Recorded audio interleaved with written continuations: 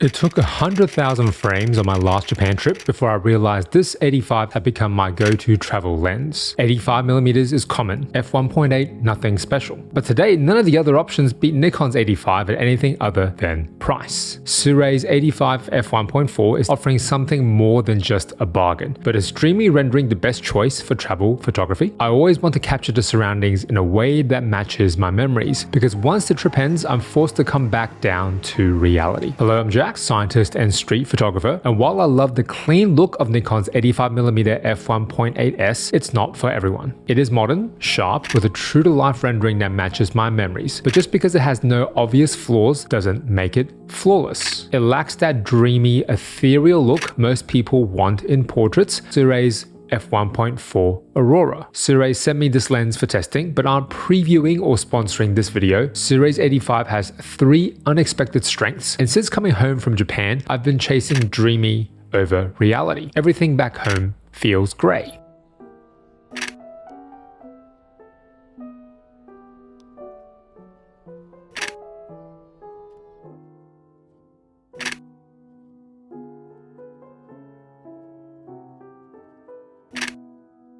Most of the reviews out there have covered the Sirai as a budget value pick, but it isn't dramatically cheaper than Nikon's 85. Goes to show Sirai views this lens as something that stands up to first-party glass, and the first unexpected strength of this lens compared to the Nikon 85 is build. All metal construction, clicky aperture ring, which you can set to A if you want to control it from the command dials. There is a big gap in the tent between A and f16, so you don't change it back by accident, but the aperture ring isn't lockable. Nikon's 85 is a plastic metal composite. There are fewer buttons and controls, and of course, no aperture ring. I'm impressed with the fact that Sirai is weather sealed. Not many third-party offerings are. There's a rubber seal around the rear lens mount, which also houses a USB-C port, and it's sealed internally throughout.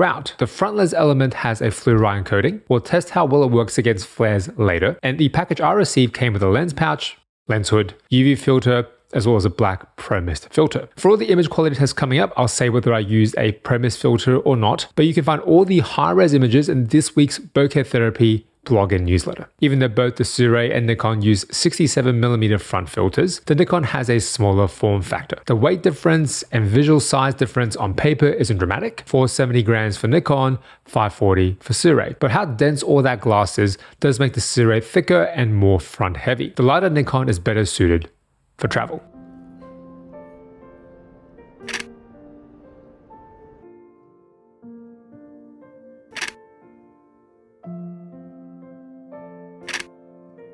I own 7 native Nikon Z primes, so why this 85 for travel? I thought I liked the 35 or 50 f1.8s more, but the proof is in the pudding. This Nikon 85 keeps finding a way to sneak into my bag. It is my most used travel lens by far.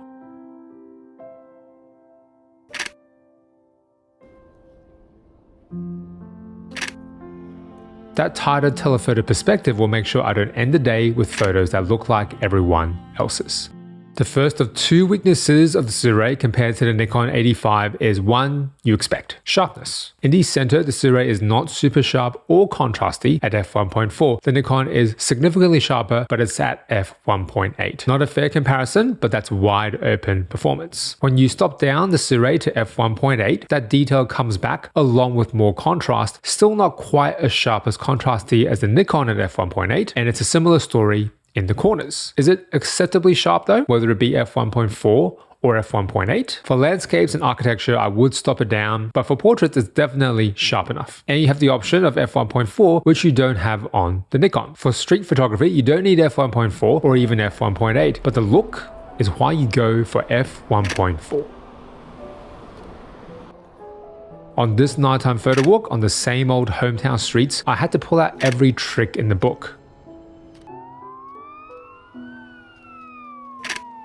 Monochrome only, wide open at f1.4, plus a black ProMist shooting into the light to escape this boring reality.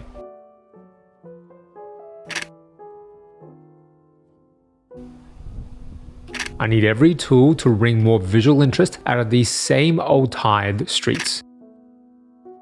The second strength of the Sirui is the fact that its bokeh balls look bigger at f1.4 than a Nikon at f1.8, which when coupled with the low contrast glow gives off a beautiful, dreamy rendering. What's unexpected is how smooth the bokeh looks when stopped down. Some cat's eye and lemon-shaped bokeh at f1.4, but at f1.8 the Sirui's bokeh balls look more round than the Nikon's. Sirui has a staggering 15 rounded aperture blades versus the Nikon's 9, and the end result is a very usable modern image with beautiful bokeh when stopped down to f1.8. But if you're someone who likes the image better at f1.8, dreamy rendering is not for you, the Nikon is the better fit.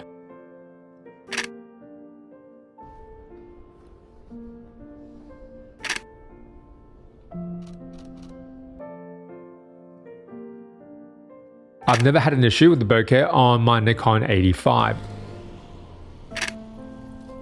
It's smooth, creamy, doesn't quite have flat field curvature, but the fall off looks very clean. f1.8 is fast enough on an 85 for me. I'm never looking to obliterate the background that much while I'm traveling. Even the grimiest back alleyways turn into beautiful scenes when you're traveling across Japan. There's no need for ProMIS filters or dreamy rendering when it looks this good everywhere. But as soon as those trips ended, this lens gets packed away. Its true-to-life look was an asset on the road, but it became a hindrance back home. The second and last weakness I found on the Sirui when compared to the Nikon 85 is not in its optical aberrations. More on that in a second, but the speed of its autofocus. As it racks from minimum focus distance of 0.8 meters to infinity, you can see even on the Z8, Nikon's fastest autofocusing camera alongside the Z9, the Sirui is noticeably slower than the Nikon. But what you can't see is pulsing or hunting. What it lacks in speed, it makes up for in accuracy and consistency, so it is perfectly predictable and very usable on the ZF in dynamic street photography settings. I never missed a shot because of the autofocus speed alone. Even for people riding on scooters or bikes zipping across the street late at night.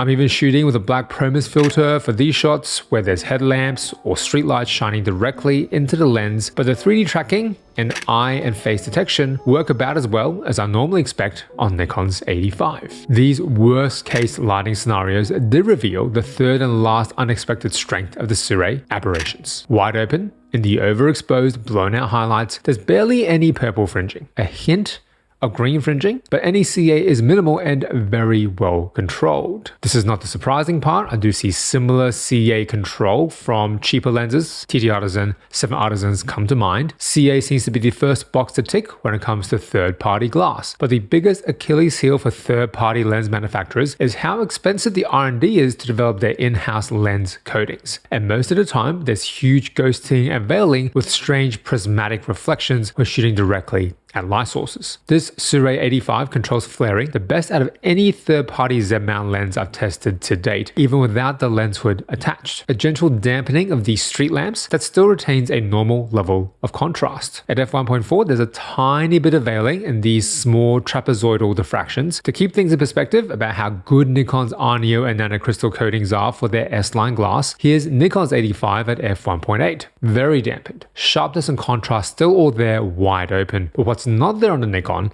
is that surrealist look, something reserved for f1.4 glass, but there's no need for your surroundings to be blurred by flights of fancy when you're traveling. My most memorable travel shots from the past year were all taken on the Nikon 85. I didn't even plan on bringing it on my last Japan trip, but when push comes to shove, subconsciously, I know this lens will give me distinctive looking frames. Travel photography is how I've been documenting my authentic Japan experiences, but only once the edits are done, photos backed up, can I breathe a sigh of relief, because both travel and photography are unnecessarily stressful. That press cooker environment can spark new ideas, but nothing beats home court advantage when it comes to street photography. Creating something new from the throwaway things you walk past every single day is an exercise worth doing, and a lens with more visual flair like this Sirui can help you stay motivated and keep on shooting. It's the most premium and brightest third-party 85 I've tested to date for Nikon. Another great option for Z-mount shooters while we wait for the next